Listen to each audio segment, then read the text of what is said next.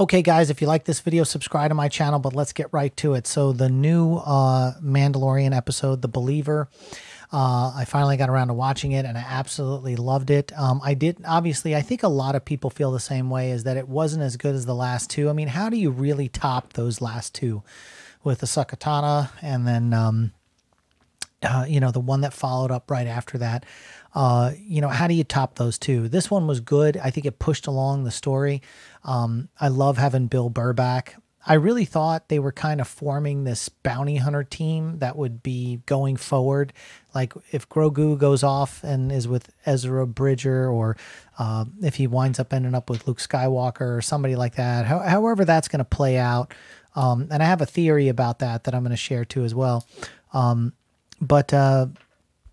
Anyway, the episode was really good. I loved Boba Fett with the new paint scheme. I mean, come on, like he just kind of like, got a new paint job, powder coated. It looked great, by the way. And I think that's the first time in the history of Boba Fett that we've seen him, like, he was taking pride by getting his armor back and redoing his paint scheme. Dude, that looked so badass. And, and that's good because, he was able to really stand out because you needed that contrast between the Mandalorian and then, of course, Boba Fett. I loved that Pedro Pascal called him Fett. That was awesome. Calling him by his last name was just badass when he did that. Again, Bill Burr, I thought, was fantastic. I'm so glad they brought him back.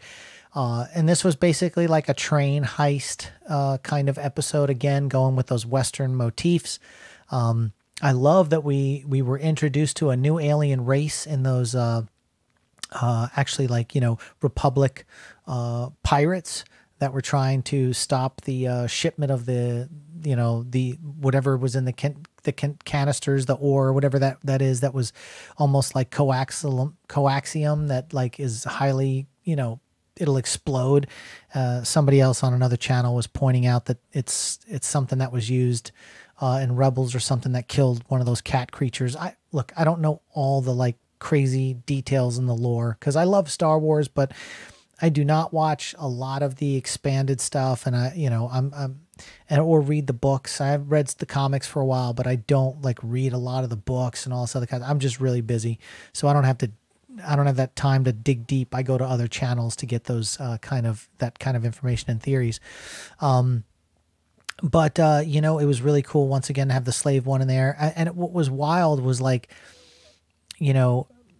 the pirates didn't realize that they were like kind of the good guys. So they're trying to kill, Bill Burr and Mando, Pedro Pascal. They're trying to kill him the whole time.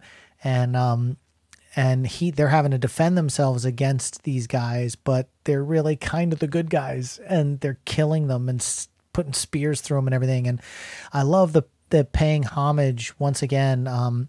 There's that shot where one of the pirate guys goes over the treads of the tires, and you see his kind of legs and arms go up, and the bouncing of the tires as it crushes the alien creature. It reminded me of that scene in Raiders of the Lost Ark where, Harrison Ford throws that guy right through the window, and, the truck goes over him, boom, boom, boom, boom, boom, and you see the guy's legs and arms go up in the air, and or kind of paying homage to Last Crusade with the Nazi that goes over the tank treads and goes underneath.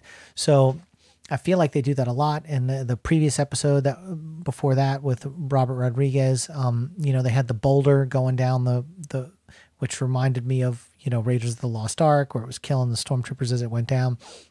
So once again, they pay homage in these little ways. And then a friend of mine, my friend Stu, that's been on the Spotlight with Sean O'Rourke podcast, he pointed out that like the whole scene where the Imperial soldier was there and he's having the drink, and Pedro Pascal was over here, and then Bill Burr was over here, and they were having this discussion until finally like the tension built up so much that Bill Burr just blew the guy away in a very Han Solo-esque type of situation.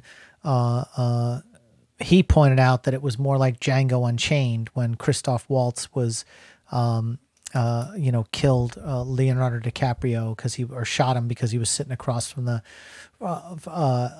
table, And so yeah, it's like you can tell that these guys love genres and movies, and they pick and they grab things that they like. And there was I saw another channel that grabbed a picture of, this was back when the Osaka Tana episode happened, where she was like standing there and the villagers were in the distance, and it was this wide shot, and it looked just like an Akira Sawa movie, samurai movie with the person standing there and the people in the background. It was like almost like they lifted the frame right out of that movie and just put their own cast of characters in it. So there's a lot of paying homage, and I love the fact that we're kind of getting to the point where Pedro Pascal, this might be the situation where, he wanted to have more FaceTime, and he was kind of tired that Baby Yoda was getting the best of all the coverage. And because no one sees his face, no one knew he was the Mandalorian. I felt like this might have been the episode where they were like, okay, let's show his face a little bit.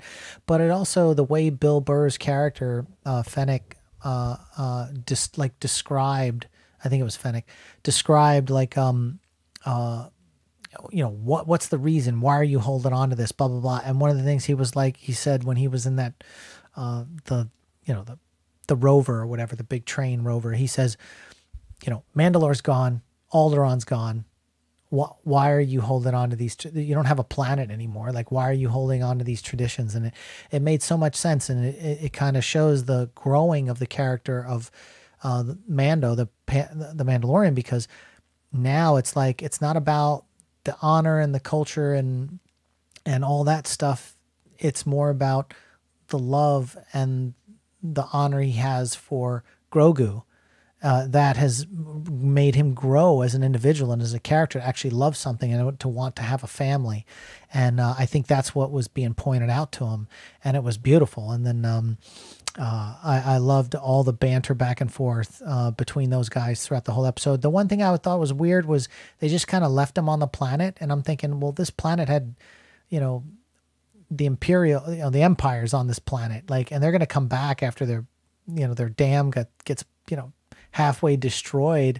And if he's just walking along the planet, they're going to figure out he was probably one of the guys involved in this. I was like, why didn't they just take him on the Slave One and make him part of that crew? Why do that and just dump him off? It didn't make any sense to me, but it is what it is. And then the other thing was like, I didn't understand the scanning of the face. Like, I get what they were trying to do is get him to take his helmet off so he could have his face scanned. But if Fennec had said, Bill Burr's character had said, hey, like they can't scan my face because they're going to know who I am right away, because, of what happened with Operation Cinder and all that kind of stuff. And he's an Imperial, he's in jail and all that kind of stuff. And then, obviously Boba, has his father's face, Jango, which was the clone army. And he was like, I can't show my face. They'll know who I am. And then, the Mandalorian, his face gets scanned, but the Empire's records register him somehow as like giving him access to all this information about the Empire. Like, I was kind of lost. Like, don't you think it would have scanned him and looked in the database to see if he was in the database, if he was part of the Empire, that was be granted this secret access to be able to find where Moff Gideon's ship is? It's just like, I felt like it was a major plot hole, because all they were really trying to do is figure out a plot device to get him to take his helmet off.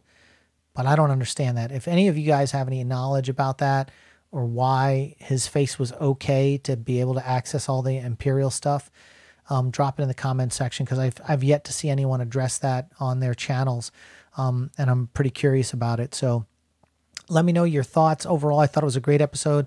The runtime, I'm still always a little frustrated with the runtimes, and with all the stuff that they've announced coming soon on Disney Plus in the next couple of years, all the different Andor and all that.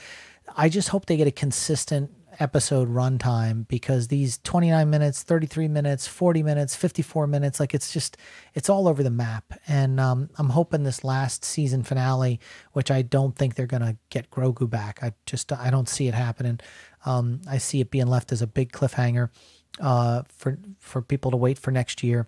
I'm thinking, yeah, I mean, that's there you go. If you guys have any information about the face scanning thing, let me know in the comment section. And, you know, I'm just frustrated about the runtimes. I'm thinking the final episode is probably going to be the longest, maybe 50 minutes or 49 minutes, and that's about it. What are your thoughts? Let's talk about it in the comment section, and we'll see you on the next one.